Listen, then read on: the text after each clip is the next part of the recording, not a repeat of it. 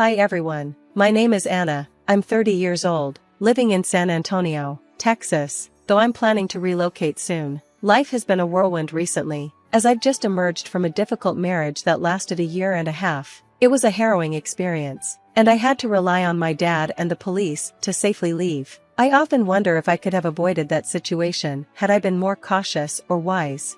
I've always been quiet and reserved, more comfortable with my computer and the online world than face-to-face interactions. Socializing was never my strong suit, and the thought of strangers approaching me made me anxious. Losing my mom to a heart condition when I was 7 profoundly shaped my life. My dad, a Navy SEAL since he was 25, raised me on his own. His job often took him away for long stretches, but he stayed connected through letters and calls.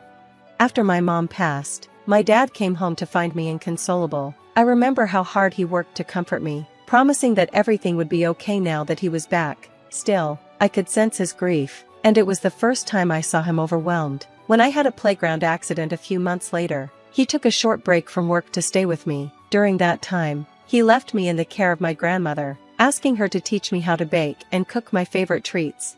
I promised to learn, clinging to the thought of showing my dad what I'd made when he returned. He reassured me before leaving again, saying, "I'll be back in about 7 months. Honey, take care of yourself." True to his word, he sent me gifts and souvenirs from his travels, each one a little story that kept him close despite the distance. Most of my childhood was spent indoors with my grandmother. I preferred the quiet over playing with other children and found solace in my own company. When my dad decided it was time for me to move back to our family home, I struggled with the change. College felt burdensome, and social interactions drained me, but online, I thrived. The digital world became my sanctuary, where I could explore endless stories and connect with people on my terms. In this vast virtual space, I met Brian, a streamer. Our friendship started with text chats and eventually moved to video calls. Though we both chose to stay anonymous, I wore a Batman mask while he opted for a scarf and beanie. "Hi, Anna, it's great to finally see you," he greeted, his tone warm and friendly. "Hello, Brian, nice to meet you, virtually, I replied, my nerves evident. "Likewise. So, how are you doing today? Talk to many people?" he asked with a light chuckle. "I'm okay, just a bit nervous, to be honest," I admitted. "That's completely normal, don't worry, I don't bite. Honestly, I'm probably just as awkward as you are," he reassured me with a grin, easing the tension. Our conversation flowed naturally after that, our shared awkwardness making it easier to open up. "Tell me more about yourself, Brian. How did you find yourself in this online world?" I asked, genuinely curious. And so began a connection built on shared stories and mutual understanding, one small step in navigating the complex journey of human connection. Eager to learn more about the person behind the screen, I leaned into our conversation, finding it marked by mutual understanding and a shared sense of belonging. It was a reminder of the unique connections the digital age makes possible, where even the most reserved individuals can find their place and voice. I've always been fascinated by meeting new people and understanding different viewpoints, I shared, but since I spend so much time at home, the online community has become the perfect avenue to explore those interests. What about you? "Well," Brian began, "I'm pretty introverted, so face-to-face interactions can be challenging. The online world feels safer, it's easier for me to express myself here." It was comforting to hear his perspective and to realize how meaningful virtual connections could be. The fact that our paths had crossed felt like a small stroke of fate. As we continued talking, exchanging life stories and finding shared interests, I felt myself relaxing. "You make this so easy," I admitted, grateful for how naturally the conversation flowed. "The feeling's mutual, you're easy to talk to, and I'm glad we met," Brian replied warmly. "If you ever want to chat, I'm usually around, probably playing Mario." "Oh, do you game?" "Not really," I said with a small laugh. "I spend most of my time blogging and browsing Reddit. There's so much you can learn from the experiences people share there." "True," he agreed. "Sometimes, reading about others' lives makes me realize how ordinary my own feels. Honestly, I trust my online friends more than the ones I know offline. What I love about online interactions is the freedom. There's no obligation. You can engage or step back whenever you need to." His words struck a chord with me. The freedom of online connections was exactly what made them so special, allowing bonds to form without the pressures of traditional social norms. As our discussions continued, Brian and I built a genuine connection. one that felt as authentic as any friendship forged in person. I couldn't help but feel curious about where this online journey might lead me. One thing was clear: the experiences and lessons I'd gathered from my digital sanctuary had shaped me deeply and would remain a part of who I am as I ventured through life. However, my dad, ever cautious and traditional, would likely disapprove of me forming friendships with people I'd never met in person. The last time he visited, he couldn't resist delivering one of his lectures over dinner. "So, how are your studies going, Dove?" he asked, his tone as gentle as ever. "Dad, I've graduated," I replied, a hint of sadness in my voice. "But you wouldn't know that, you couldn't make it." His expression softened. "Oh, Anna," he said, his voice heavy with regret, "I know I missed it, and I'm truly sorry. I was caught up with work, but please know I regret not being there," Dad said, his voice heavy with genuine remorse. Despite our differences, the bond between us remained strong, a mix of love, concern, and a deep, sometimes challenging understanding. "I even sent you an email about your birthday tomorrow, my pumpkin's big day, huh?" "Dad, stop with the old nicknames. I'm not 9 anymore," I protested, feeling a flicker of embarrassment. "In my eyes, you'll always be my little Dove," he replied with a soft smile. "But let's talk about what's next for you. Have you thought about work?" "I'm not sure yet," I admitted, uncertainty creeping into my voice. "What do you mean, not sure? What are your peers up to these days?" he asked, sounding concerned. I don't have any friends," I confessed, the admission making me feel even more isolated. He looked surprised, then sighed. "Listen, Anna, I didn't send you to live with your mom's family so you could avoid the world. There's so much out there, so many people to meet. You're missing out by staying in." "That's just it, Dad. I don't know how to meet people. I mean, I have friends, but they're all online," I explained, hoping he'd understand. "Online, Anna, that's not the best way to make friends," he replied, his concern clear in his voice. "Okay, how about this? Let's go out shopping today, just the two of us. It's been ages since we've done that." "I'm not sure I'm ready for that," I hesitated, the thought of stepping outside my comfort zone overwhelming. "Come on, Anna, you need to try. Staying cooped up isn't good for you. Ever since your mom, Isabella, passed, you've changed," he said gently, trying to encourage me. "Why bring Mom into this? What are you trying to say?" I snapped, a sudden wave of anger surging through me. "I'm not trying to upset you, sweetheart," he said calmly. "I'm just saying that we need to find ways to move forward despite our loss." But his words only fueled my frustration. I slammed my hand on the table, stood up, and left my meal unfinished. "Anna, don't treat your father like that. I'm just trying to help," he pleaded, but I was too upset to listen. "You don't understand me at all, so don't even try," I retorted, my emotions boiling over. Frustrated and needing solace, I turned to my online world, where I could chat with Brian. Brian had always been kind and understanding, offering a safe space to share my thoughts and feelings. His words felt like a balm for the storm of emotion swirling within me. In the quiet of my home, with the glow of the computer screen before me, I found a sense of peace. While the world outside continued to move forward, I sought refuge in my digital sanctuary, a place where I could truly be myself without the pressure of face-to-face interactions. But Dad's concerns lingered. Ever since I told him how much of my life revolved around the online world, he'd been encouraging me to take steps outside my virtual bubble. Despite my resistance, I could sense his hope that I'd find a way to reconnect with the world beyond the screen. I knew it would be hard for him to understand. Dad believed that by confining myself to my room, I was limiting my growth and experiences. He urged me to step outside my comfort zone, a thought that triggered my anxiety. I shared my frustrations with Brian, hoping he'd understand my situation. "Hey Anna, would you like to meet up sometime?" Brian asked. "We're both introverts, so we could find a quiet, peaceful place, somewhere not too crowded. I know just the spot."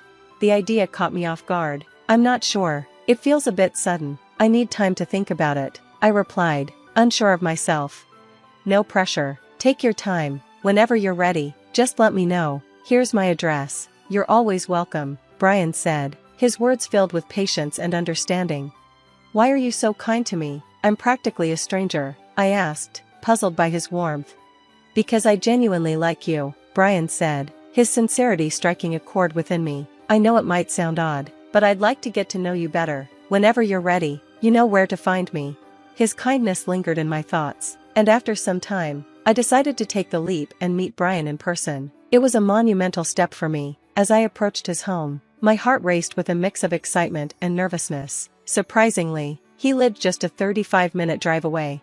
I took a deep breath to muster my courage and knocked on his weathered wooden door. It creaked open to reveal Brian's warm, inviting smile. The instant I saw it, my anxiety melted away. Brian's charm was unexpectedly disarming. His home wasn't extravagant, but it had a cozy, lived-in charm that made me feel at ease. Inside, there were shelves lined with well-loved classic books, a collection of board games, and a well-organized computer space, each piece revealing something about him. "Welcome to my humble abode," he joked, using some gaming lingo I didn't entirely get. I might not catch all the gaming references, but thank you. Your place is cozy. Do you live here alone? I asked, stepping into his world. No, I share it with my mom, he replied, his tone light as he invited me further into his life. His gesture bridged the gap between our online connection and this new, real-world friendship. Brian lived with his mom on the ground floor, while he had the top floor all to himself. He gave me a quick tour of the house, and we spent the whole day talking, getting to know each other better. Meeting in person made our bond feel even stronger, and I appreciated the person I'd come to know online even more. As the evening approached, Brian suggested we take a walk in the nearby park. The idea of being outside in the fresh air relaxed me, and my initial nerves began to fade. Walking with him felt like a natural continuation of our online conversations, but there was a new closeness that only in-person connection could bring. During our walk, I mentioned that I hadn't celebrated my birthday because of a fallout with my dad. Brian was sympathetic and hoped for reconciliation, believing that family ties would eventually heal. But as Brian and I grew closer, a possessive side of him began to show. He insisted on constant communication, getting upset if I spoke to others. Despite his claims of love and protection, his behavior began to feel more controlling than caring. I couldn't shake the feeling that I was caught in a game, and Brian was pulling the strings. The situation was complicated further by his mother's disapproval of our relationship. It hurt knowing she held negative feelings toward me. Even though she'd never met me, her close bond with Brian, though understandable, made me feel like an outsider. What was even more confusing was the contradiction in her behavior. While she disapproved of me, she also seemed to want him to get married, despite knowing I had no one else. It made navigating our relationship and his family dynamics all the more challenging. In a whirlwind of misplaced trust and vulnerability, I found myself swept into a secretive marriage with Brian, driven by his persistence and manipulation. He painted a picture where my father's disapproval and lack of love seemed to justify everything, convincing me that only he truly cared for me. I silently accepted the union, hoping it would become my refuge. Instead, it turned into anything but. As the months went by, a different side of Brian's mother emerged, one that sought to diminish me with her harsh words and actions. At first, I tried to brush off her cruel remarks, thinking they were misunderstandings, and that time would soften her view of me. Unfortunately, her disdain only grew, and she became an incessant source of emotional pain. Whether it was criticizing my cooking, questioning my cleanliness, or belittling my efforts, her goal seemed clear: to make me feel unwelcome and inadequate. Meanwhile, Brian remained detached, lost in his own world, leaving me to endure this torment alone. The isolation deepened my feelings of helplessness, and I started blaming myself. I regretted pushing away my father out of confusion and pride. One particularly difficult day, already weakened by illness, I sought comfort in sleep, only to be cruelly awakened by a splash of cold water. Brian's mother stood over me, her contempt palpable, scolding me for resting instead of doing chores. Then, she slapped me, shocking me into a breaking point. Something inside me snapped. "I'm not doing anything for you or your son anymore. I've had enough," I shouted, my voice trembling with the fury of my refusal to be demeaned any longer. In that moment, I realized I deserved better. It was a step toward reclaiming my sense of self, even amid the wreckage of my decisions. Just as I was about to leave, a sharp pain shot through the back of my head, and everything went black. When I regained consciousness, I was in a dimly lit room, with only a single light bulb hanging above. My head throbbed with pain, and when I tried to stand, my legs gave way, sending me crashing to the floor. Confusion and pain overwhelmed me as I tried to make sense of my surroundings. Faint, muffled sounds reached my ears, and I crawled toward the noise. I reached a metal door with a small window. Using it for support, I managed to pull myself to my feet just as the latch clicked open. To my horror, Brian stood in the doorway, A grin plastered across his face. "Is my wife scared of the dark?" he taunted, clearly enjoying my fear. I pleaded with him, begging to be let out, insisting that this cruel joke had gone too far, but my pleas fell on deaf ears. He coldly informed me that this was my punishment for defying his mother. He claimed he would keep me locked away, cutting me off from the world as retribution. The reality of my situation sank in as he mocked me further, pointing out my isolation and lack of family support. His words deepened my despair, but then I felt my phone in my pocket. It was broken, yes, but not completely dead. The screen faintly glowed, offering me a slim chance to call for help. In that dark, cold basement, fear mixed with a surge of resolve. How had my life spiraled into this nightmare, just for standing up to unjust treatment? But amid the despair, the possibility of contacting my dad sparked a tiny glimmer of hope.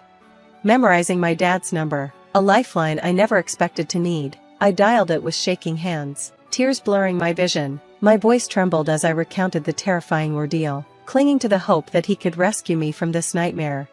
3 agonizing days passed, and just as despair was beginning to claim me, the sound of a car outside sparked a faint glimmer of hope. My heart raced as I listened for footsteps. The door finally swung open, and there stood my dad, his presence a towering force of reassurance. Relief flooded through me, mingled with disbelief. He had come to my rescue, bringing the police with him.